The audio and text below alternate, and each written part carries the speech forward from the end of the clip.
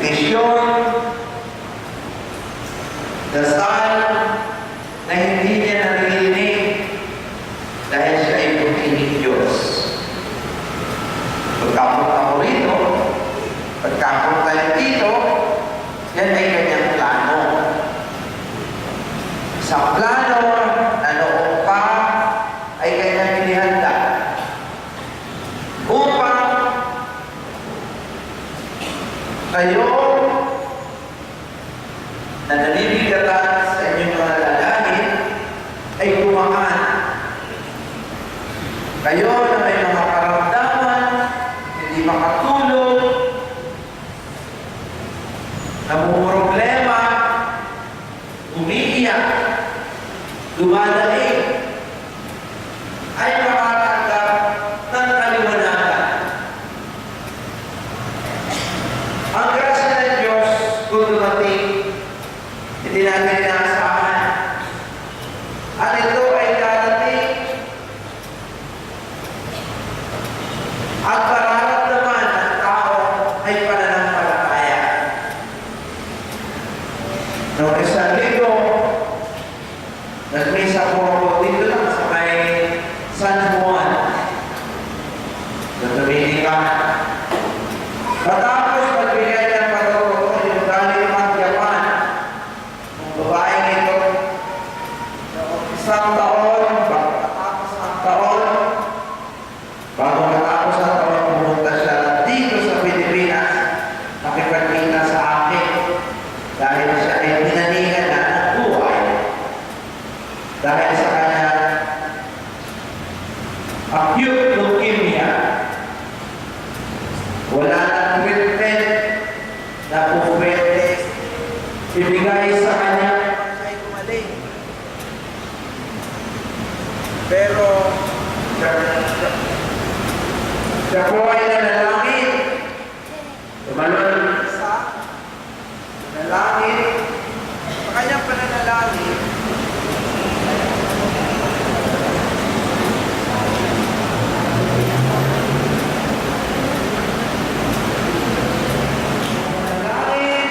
siya ay nililig ng Diyos. Bumalik siya sa Japan, bumalik sa doktor, wala na pong trace ng leukemia at magaling na siya nagpasalamat. Noong araw na yun, mayroon pa sa namang lalaki, siya ay walang karamdamang pisikal. Gumanon ng misa, siya pala ay depressed. Malayo na sa Panginoon. Hindi makatulog. Maraming galit sa dibdib. Ang sabi niya ay ito, hindi ko akalain that in an instant na wala ang kanyang sama ng loob, lumakas ang kanyang katawan at liwanag ang kanyang isip, siya ay naging bagong tao. Siya po ay gumaling spiritually. Yan po ang ibibigay sa atin ng ating Panginoon ngayong umaga ito. Ang sabi sa pagbasa, pinipilit ni Jesus na siya lumayo sa mga tao dahil pagod na. Pagod na si Jesus, hindi pa nakain. Pero nung nakita niya ang mga tao, siya ay nababahan. Ang kanyang puso ay nabagpak. He was so touched dahil parang nakita niya ay mga tao na ang sabi doon ay parang mga tupang walang pastol. Para kung mga taong ligaw, hindi alam kung saan pupunta. Yan po ang ating Panginoon. Kaya ako sinabi ko, pinlanan itong araw na ito ng Diyos upang marinig ninyo ang katotohanan. Dahil ang sabi sa pagbasa, si Jesus ay tumigil at nagturo. Ano kaya ang tinuro ni Jesus? Ano kaya ang sinabi ni Jesus?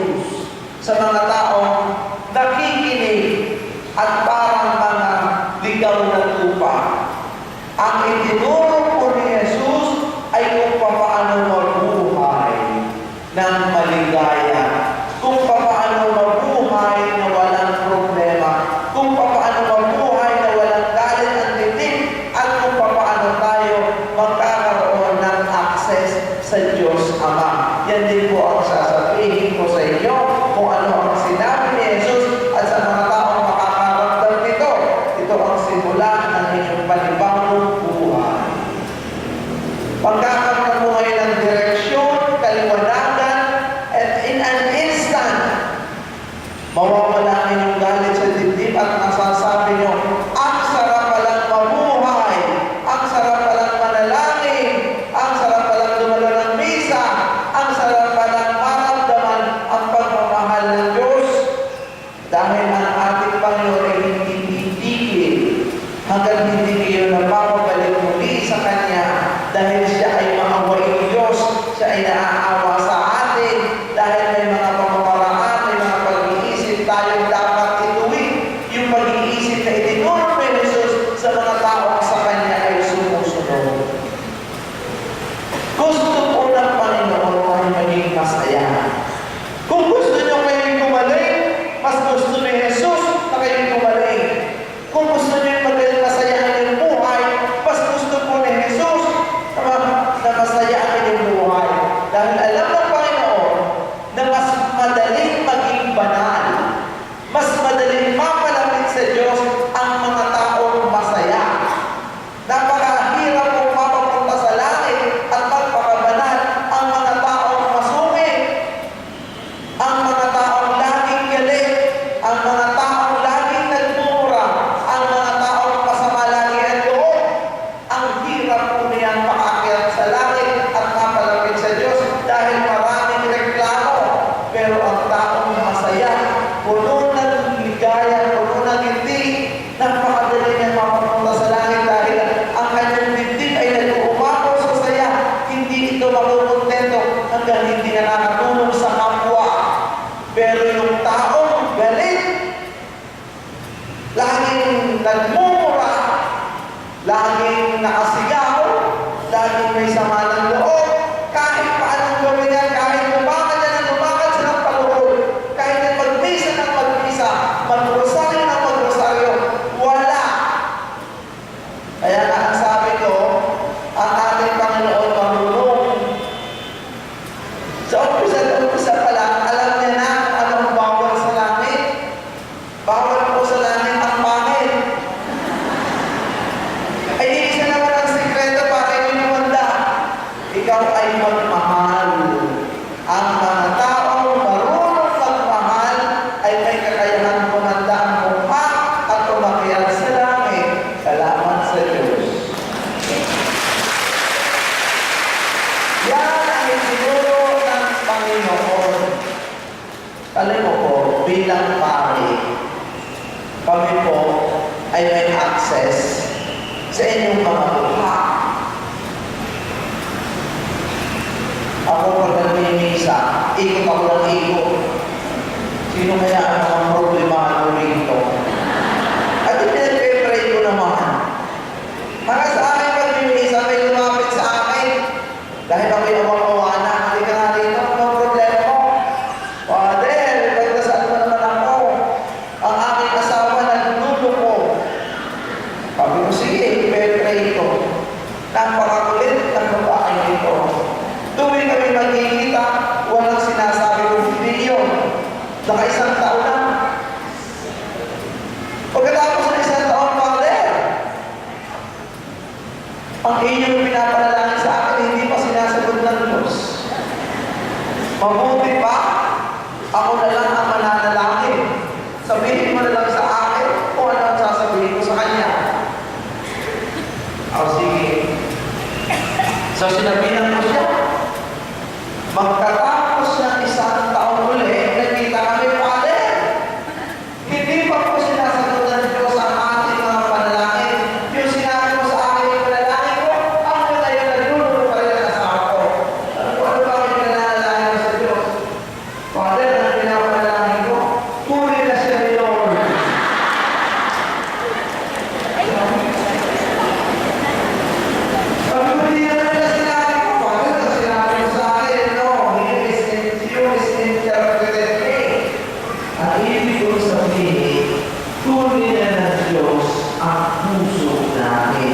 para tayo mabalik sa Kanya. Ang panalangin kanina, ang panalangin natin lahat at sinabi natin, Panginoon, bigyan mo po ako ng pusong marunong sumamba. Yan ang ating panalangin. Panginoon, turuan mo po ako at bigyan mo po ako ng pusong marunong sumamba ng daigdig. Di yan nagkukulang ang tao.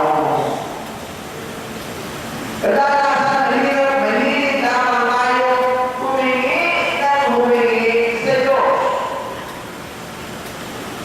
Mahilig lamang tayo humingi ng humingi sa Diyos.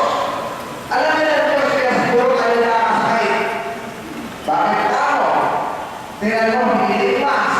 Ako nagkakasalamat Panginoon, salamat ko, marami nagkasakit. Nagsisimba na sila ulit ngayon. Bisa mo hindi mo nakakasakit. Bisa mo hindi mo nakakaproblema.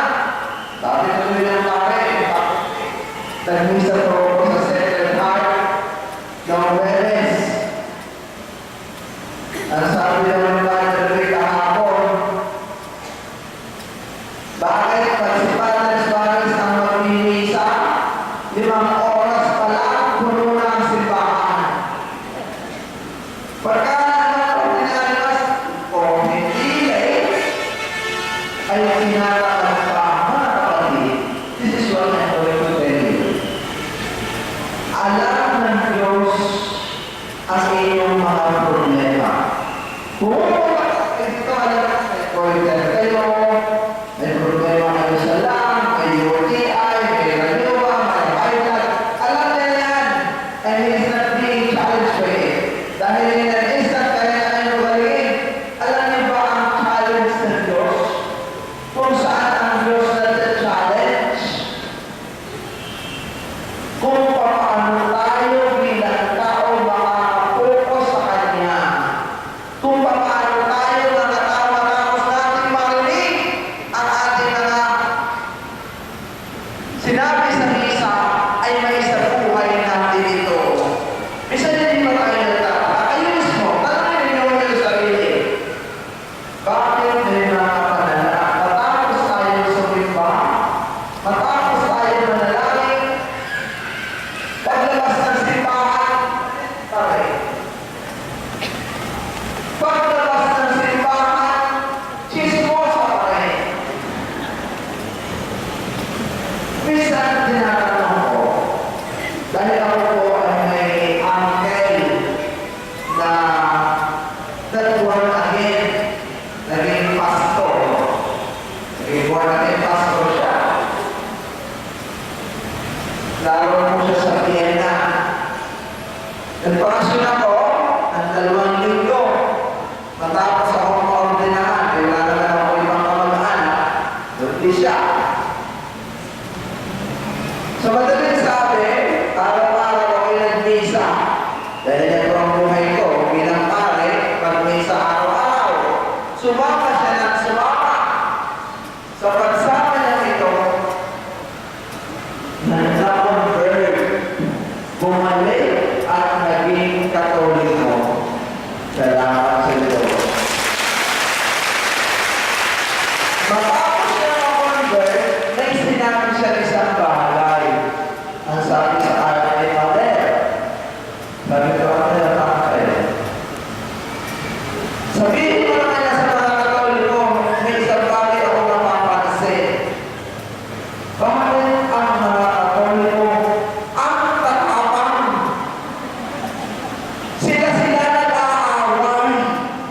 Minsan napapansin rin, mga choir, o yung mga prayer group. Sila nagsisiraan. Sila nag-aaway. Ay, dasal na nagdasal.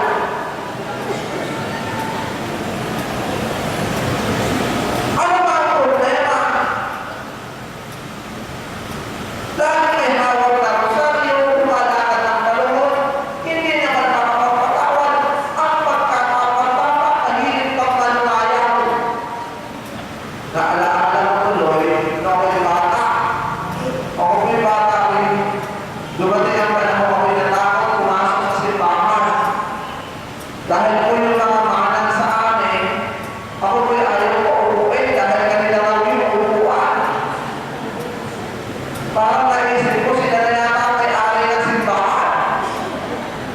So, ang tawag ko sa kanila ay hindi mana. Dahil ako'y bata, ang tinawag ko sa kanila ay manananggal. Tayo po, mga taong nagsisimba, nananalangin, nagcha-challenge si Jesus. Bakit nahihirapan tayo maisabuhay ang mga bagay na alam na natin mali pero ginagawa pa natin? Tulad ng pagtatanim ng galit sa dibdib. Tulad ng paninira sa kapwa. Tulad ng pagsisinungaling. Alam nyo, meron ako kaibigang pare, galing Canada. And I think we Filipinos need to learn this. Tayo mga Pilipino, kailangan natin itong makita at matutunan ang mga basic o mga bagay na masama. Tulad ng pangungupit. Hindi niya maunawaan kung bakit yung mga tao ang mismo minsan sa simbahan, sila ang namumupit.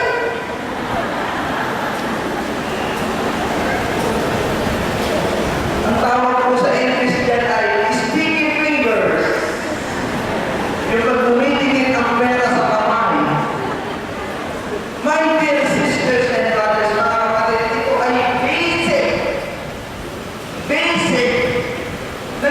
na tayo mga tao nandito sa simbahan, tayo mismo sana ang nakakaalam kung ano ang mali at tama para hindi tayo gayanan, para ang ating mga dibdib ay tapos na tulad ng pagsisinungaling,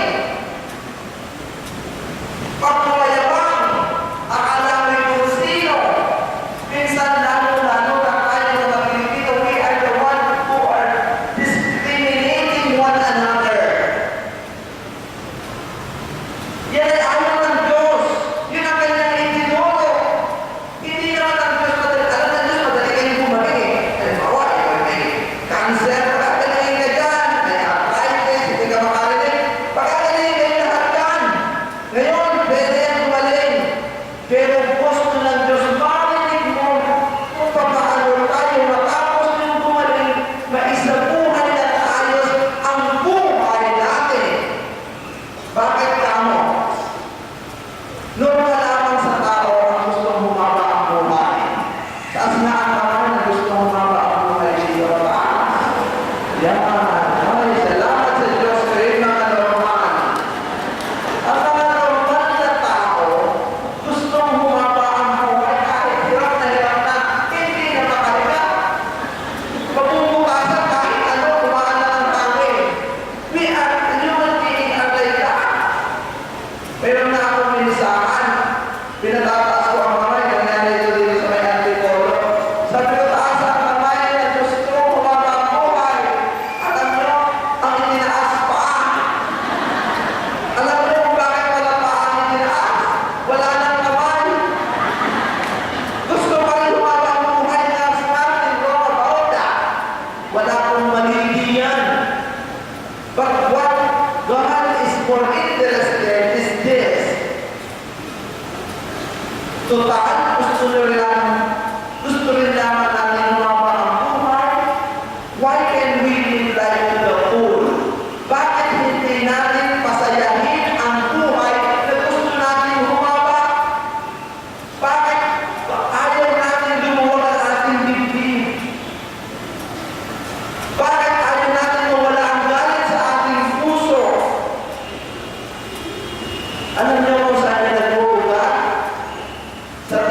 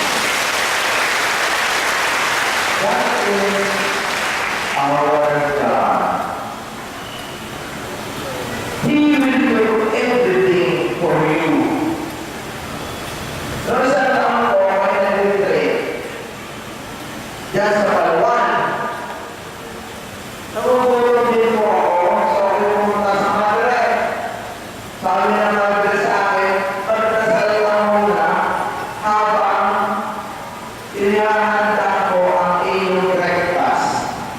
Tingnan na ako, ginawa ko, nagkasal ako. Tapos, matapos ko magkasal, tinawag ako ng Mother, Mother, handa na ang breakfast. So, pagpunta namin sa refectory, itong mother nito, nakakita ng patay na ibon. Pinulo. Ilalagay niya ng ulo doon sa basurahan. Naisip niya kasama ko. Sabi niya, Father Suarez, ang ibon patay, kumain mo. Sabi ko, ha? Ano ba gawin mo dito? Pre-order mo. Kasi pre-order mo yung ibon. Nawala kami mapunta refectory dahil may mga langgam na nakatihaya. Ang ibon biglang lumipad. Naalala ko ng mga kalawala, ng mga matre kami, sisimple-simple ang mga yan, magaling ang mga yan, magdala ng mabuting balita. Alawan ang nangyari. Yun nga, naway nag-misa, puno-puno ang simbahan. Meron naman po itong paralyzed. Nung dumating, wala naman makapasok. Dahil puno-puno na. Ang sabi daw ng paralyzed, dalhin mo ako doon sa may kubeta, sa may toilet. Dahil diyak, pagkatapos ng misa, iihi si Father. Aba, magaling na. Totoo nga, pagkatapos ng misa, ako'y napaihi. Noong ako'y papasok, ayaw ko pasukin. Sabi na Father, 3 taon na ako hindi makalakad ako ng hulog sa puno ng iyong. Hindi na ako makaupo. Bago ka umili, i-pray over mo ako, palakarin mo ako, or else, hindi kita papapasukin. Magulong kaya yung nangyari dito. Ito na nga ako, pinuntahan ko lang, halika dito. Hindi ako magpapagaling sa iyo. Dahil ako walang kapangyarihan. Si Jesus. Ako po, walang kapangyarihan. Wala. I have no power. Ang sabi ko sa kanya, naniniwala ka ba na si Jesus ay palalakarin lang yun? Ang sabi niya, kaya nga po ako nandito, Father. Ay ako alam mo ako ilalakad. O sige, tumayo ka na. Tumayo at naglakad ang termine for 3 years.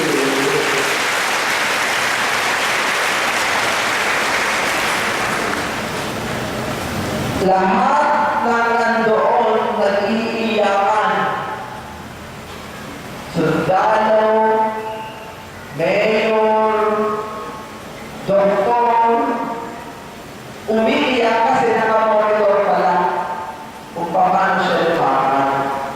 Tinanong ko yung mga tao umiiyak, kumakabulbul nung nakita nila ang nangyari. At ito ang sabi nila, Father, pag nakakita ka pa lang ng himala, tutulog ang iyong lupa. Kanina, ang dami kong problema, ngayon wala na.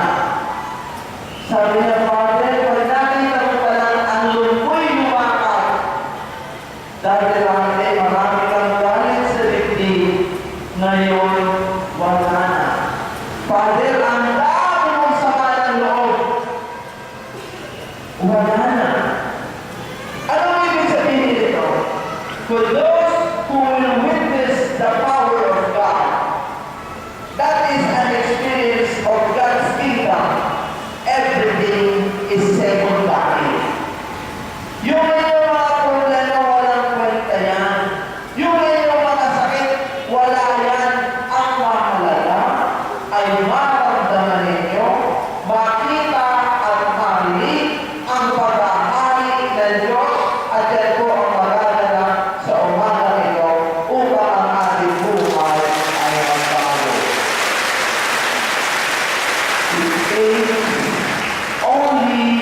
the power of God for us to change.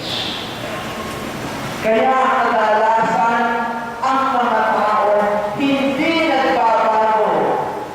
Kahit lagi nasa simbahan, kahit kolektor, kahit Eucharistic ministers, kahit pare, kahit obispo, kahit kardinal.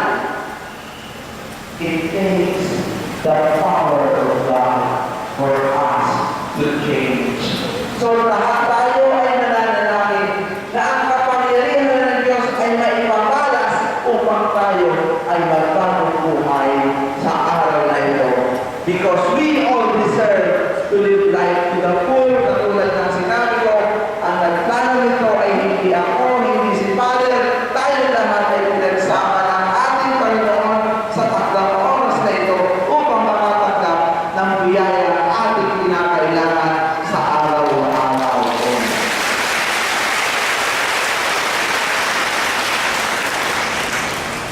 Tumayo na po tayo. Sa dito, hindi po tayo. At humiling sa ating Panginoon ang kalayan. Ang pagpapala naman. Sa umaga na ito, pinapalito sila.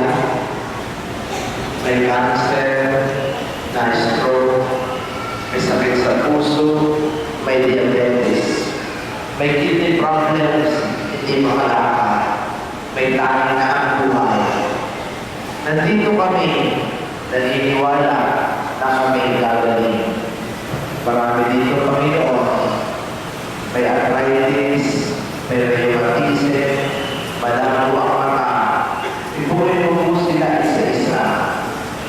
May gout, may sinus problem, may prostate cancer, hindi makarinig, may grabang huminga, masakit ang ulo. Marami na pinagdadala ng alitrado na aming mga kamag-anak may sakit. Paspasan ko rin po sila. Yung mga may liver cancer, may cataract, may glaucoma, may skin disease, na mga manhid, hindi magkaanak. Paspasan ko po yung mga may high blood, may mga UTI, may infection, may goiter, may thyroid, masakit ang likod, may muscle pain, may myoma, may bone problems, may bato-sakto, may pneumonia. Lord, bless them right now. Yung mga masakit ang tiyan, may ulcer, may mga heart enlargement, may hypertension. Basbasan mo po ang isa-isa na nandito ngayon. Pagalingin, lalo-lalo na yung mga hindi na ang pananampalataya na kailangan ng conversion. Marami po dito, Panginoon, walang inaasahan kung hindi ikaw. Yung mga may skin allergy, may skin asthma, Lord, heal them one by one. Ibuhin mo po sila as we ask the intercession of the Blessed Virgin Mary as we pray. Hail Mary, full of grace, the Lord is with you. Blessed are you among women, and blessed is the fruit of your womb, Jesus. Holy Mary, Mother of God, pray for us sinners, now and at the hour of our death. Amen. Pagpapala kami ay naniniwala at nananalig na kami iyong pagagalingin. Bibindisyonan mo po ang aming obispo, kardinal, ang aming pong papa, ang namumuno sa aming bansa, lahat ng kaparian, religyoso at religyosa. At lahat na nandito ngayon ay makakatanggap ng pagpapala galing sa iyo. Sapagkat hinihiling namin ang lahat na ito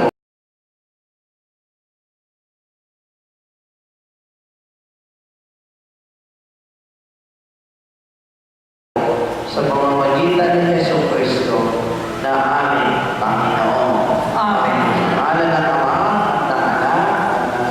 Espiritu Santo.